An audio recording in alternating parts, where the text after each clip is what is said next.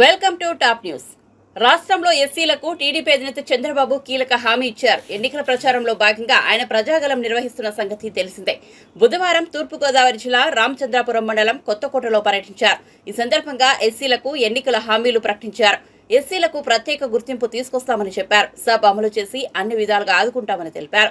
సంపద పెంచి ప్రజలకు పంచుతామన్నారు. పేదరికం లేని సమాజాన్ని తయారు చేయడమే తన లక్ష్యమని చెప్పారు.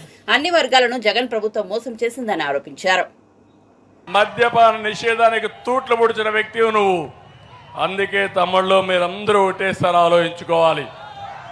ఎస్సీలకు ఎంత అన్యాయం చేశాడంటే ఒక్క సంక్షేమ కార్యక్రమం ఇచ్చాడా ఎస్సీలకి? ఇక్కడ ఒక ఎమ్మెల్యే ఉండేవాడు, ఇప్పుడు పక్క ఊరికి పోయాడు.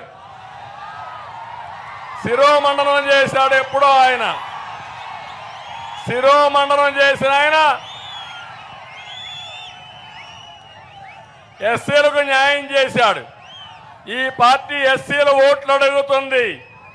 ఇంకొక ఎమ్మెల్సీ కాకినాడలో సుబ్రహ్మణ్యం అనే డ్రైవర్ని చంపి డోర్ డెలివరీ చేస్తాడు.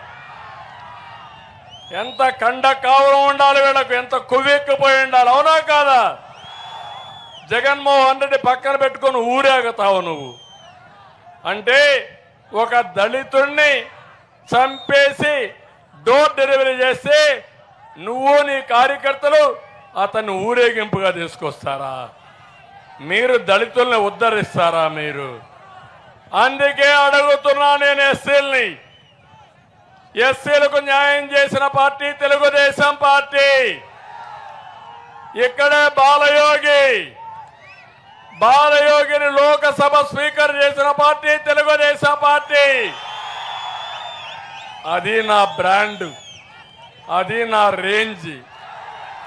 జగన్మోహన్ రెడ్డి నీ బ్రాండ్ ఏంటి? ఒక్క ఎస్సీకి ఇచ్చావా భూమి నీ బ్రాండ్.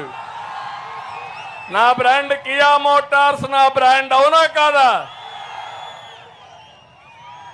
అంటే నోరుందని నోరు బారేసుకుంటున్నాడు. నేను చెప్తున్నా, నీ నోటికి సీసం వేసేది కూడా నాకు తెలుసు బాగా. తమాషా అనుకోవద్దు. రాజకీయాలంటే నోరు బారేసుకోవడమో, క్షుద్ర రాజకీయాలు చేయడమో, శవ రాజకీయాలు చేయడమో రాజకీయం అయితే, అలాంటి వాళ్ళని ఎవడైతే శవ రాజకీయాలు చేస్తారో అలాంటి వాళ్ళని ఏం చేయాలో చేసి చూపించే బాధ్యత నాదని మరొకసారి మీ అందరికీ హామీ ఇస్తున్నా. నేను అందుకే సవాలు విసురుతున్నా. నీకేదైనా కానీ ప్రజలను ఓటు అడగాలంటే ఎవడు వివేకానంద రెడ్డి చంపాడో చెప్పి తర్వాత రా నువ్వు ఇక్కడికి, అవునా కదా? నాకు సమాధానంగా నీ చెల్లికి సమాధానం చెప్పు.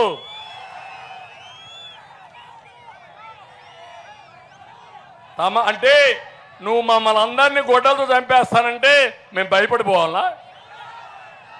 అవసరమైతే ఒక పని చేయి, ఫ్యాన్ అంతా అరిగిపోయింది, తిరగడం మానేసింది, ప్రజలు సిద్ధంగా ముక్కలుగా గుంజేసి డస్ట్బిన్లో మారడానికి సిద్ధంగా ఉన్నారా లేదా మీరు? కాబట్టి ఇప్పుడు గొడ్డలు గుర్తుపెట్టుకో. నీ ఎన్నికల గుర్తు గొడ్డలు గుర్తుపెట్టుకొని రా మా దగ్గరికి. నీకు అదొకటే మిగిలింది. ఎందుకంటే బెదిరిస్తావా నువ్వు? ఇదేం పులివెందల రాజకీయం అనుకుంటున్నావా? ఈస్ట్ గోదావరి జిల్లా కోనసీమ రామచంద్రాపురం కబద్దార్, జాగ్రత్తగా ఉండు. ఏం తమిళలో మీకు రోషం ఉందా లేదా? గొడ్డల రాజకీయాలు మీరు సహిస్తారా అని మిమ్మల్ని అడుగుతున్నా. విధ్వంసక రాజకీయాలు మీరు సహిస్తారని మిమ్మల్ని అడుగుతున్నా. మిమ్మల్ని నాశనం చేస్తా ఉంటే భయపడి ఇంట్లో పడుకుంటారా అని మిమ్మల్ని అడుగుతున్నా. నేను అడుగుతున్నా మా తమ్ముళ్ళు మీకు ఒక ఉద్యోగం ఇచ్చాడా? డిఎస్సి పెట్టాడా? జాబ్ క్యాలెండర్ ఇచ్చాడా? నేను పెట్టా డిఎస్సి. 14 సంవత్సరాల్లో 8 సార్లు డిఎస్సీలు పెట్టా. ఎన్టీ రామారావు గారు 3 సార్లు పెట్టా. మొత్తం 11 సార్లు పెట్టాం. ఇప్పుడుండే టీచర్లో 70% తెలుగుదేశం పార్టీ పీరియడ్లో అపాయింట్ చేసిన వాళ్ళే. అది నా బ్రాండ్. నీ బ్రాండ్ 5 ఏళ్ళు ఒక డిఎస్సి పెట్టావా? మళ్ళీ హామీ ఇస్తున్నా, యువతకి నేను వస్తానే మెగా డిఎస్సి పెడతాం, ఉద్యోగాలు ఇస్తాం. మళ్ళీ తమ్ముళ్ళు జాబు రావాలంటే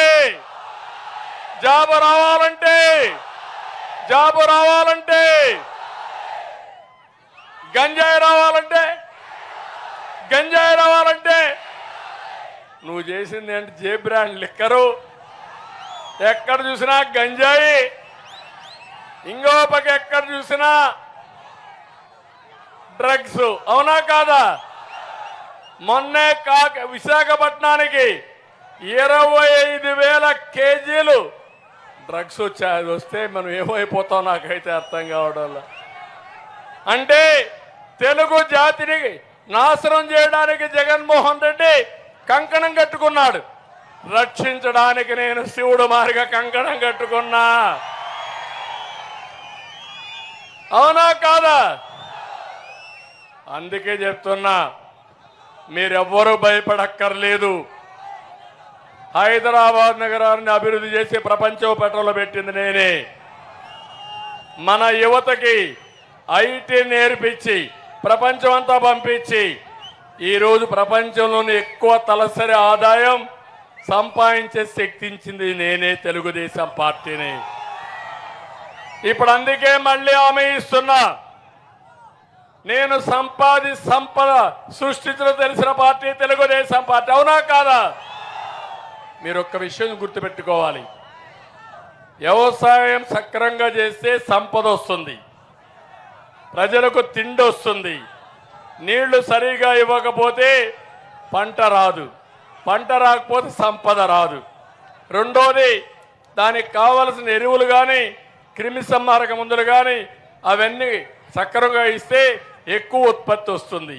ఎక్కువ ఉత్పత్తి వస్తే ఆదాయం పెరుగుతుంది. అదే సమయంలో పండించిన పంట సకాలంలో కొంటే రైతుకు అందుబాటులో ఉంటుంది. కనీసం ధాన్యం కొనడానికి గోని సంచులు ఇవ్వలేని అసమర్థుడివి. గోని సంచులు, ఆ గోని సంచులు కూడా బొక్కలు పోయి సగం ధాన్యం దారిలోనే పోతే సంపద వస్తుందా తమ్ముళ్ళు అని మిమ్మల్ని అడుగుతున్నా.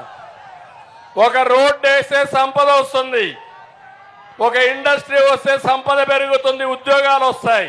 అవునా కాదా? అదే మరి నీ వాటాల కోసం పారిశ్రామికవేత్తలు బెదిరించి తరిమే సంపద వస్తుందా? వస్తుందా నేను అడుగుతున్నా. ఈ తమ్ముళ్లకు ఉద్యోగాలు వస్తే కొనుగోలు శక్తి పెరిగి బజార్లో ఎదుగాను కొనుక్కుంటే తద్వారా ఆదాయం పెరుగుతుంది జిఎస్టీ వల్ల. ఇది ఎకానమీలో. అతను అంటున్నాడు నేను పంచా అని అంటున్నాడు. ఏం పంచావు? అప్పు తెచ్చి పంచావు. అప్పు తెచ్చి పంచితే పంచే ఉండదు, తర్వాత చూడబోతే ఏం కనపడదు. ఏం తమ్ముళ్ళు మిమ్మల్ని అడుగుతున్నా, అప్పు పంచితే ఎవరు కట్టాలా వడ్డీ? మీరే కదా. అప్పు